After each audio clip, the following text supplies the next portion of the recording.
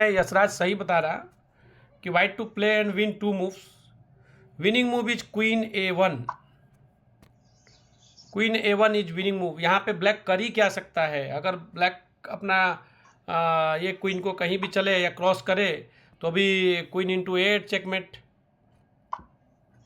और अगर उस क्वीन को ना चले, दूसरा क्वीन को चले या चेक दे, एग्जाम्पल चेक भी दे या मारे, तो भी रुक इंटू H3 चेकमेट।